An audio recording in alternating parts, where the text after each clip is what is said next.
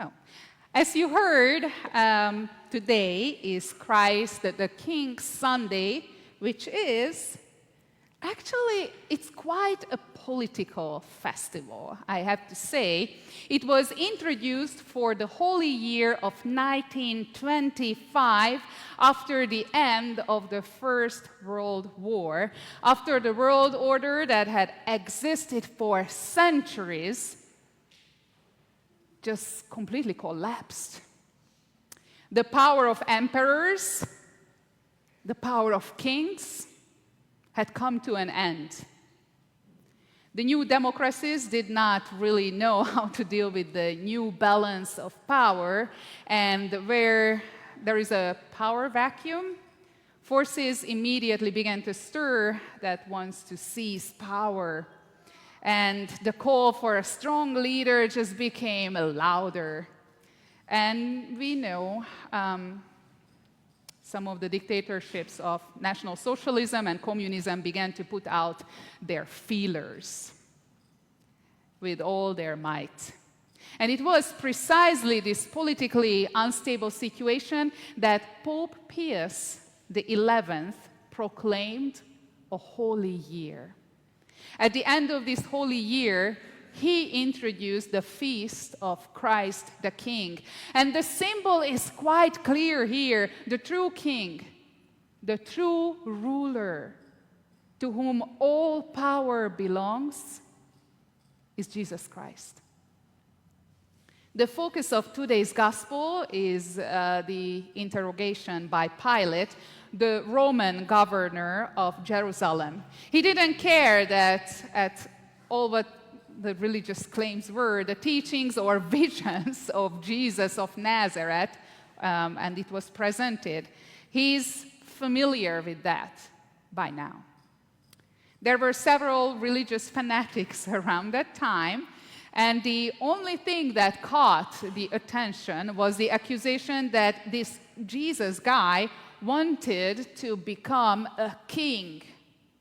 That is, to seize power that only the Roman emperor had. That was exactly what interested Pilate, and that was the only thing. Are you the king of the Jews? Do you want to start a revolt here and seize power to take it away from me and from the emperor? We know the outcome of the story. Jesus was sentenced to death by hanging on a cross. His guilt was nailed above his head. If I want to say it, Jesus Nazarenus Rex Luaderum, or Jesus of Nazareth, King of the Jews. And that was the end of the matter for Pilate. One less troublemaker in the world. The emperor will be happy with him. His performance review will be stellar. The kingship of Jesus, but his claim to power is completely different. His kingship is not of this world. He is not concerned with worldly power, but with the truth which he bears witness. And this truth is, God is love. Love one another like I have loved you. There is no greater love than this, that a man lay down his life for his friends. Remain in my love. And the greatest and most powerful among you is the one who serves. These are, of course, statements that Pilate could not understand. And ultimately, these statements are the dilemma of Christianity even today.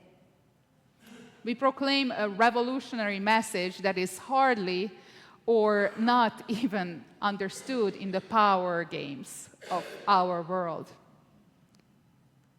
When I lived in Rome, Italy, I was really fortunate to hear Pope Francis talk about the term revolution of love.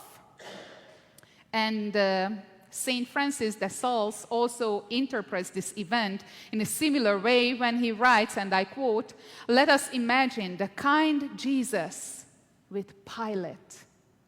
Because of his love for us, the man-at-arms and henchmen tore all his clothes from his body, one after the other. And afterwards, through the death he suffered on the cross, his soul was robbed of its body, and his body of its life." Love accomplished all this. In everyday business, this has no meaning.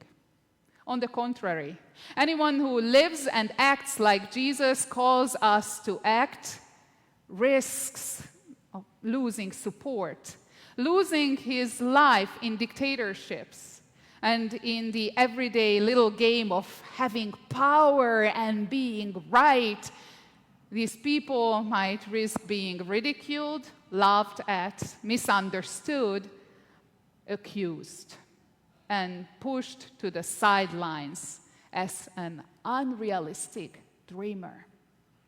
At school, at family, at work, in society, and even in my very own call as a pastor. That, I believe, is the enormous challenge that lies in this feast of Christ the King. No matter what the world says, no matter how the world acts, I believe in Jesus Christ. He is the Son of God, and his message, as ridiculous it may sound to some, is the truth that will set us free. Holding on to this message is just becoming increasingly difficult. The many martyrs of across history bear witness to this. And that is exactly what is required of all of us who hold on to Jesus Christ. A testimony, whether convenient or inconvenient. It is about the seriousness of our faith. Am I prepared to stand by Jesus Christ and his message, even if I lose everything and I am nailed to the cross? Do I still believe in the message that Jesus Christ proclaimed? Yes, the feast of Christ the King is a highly political festival.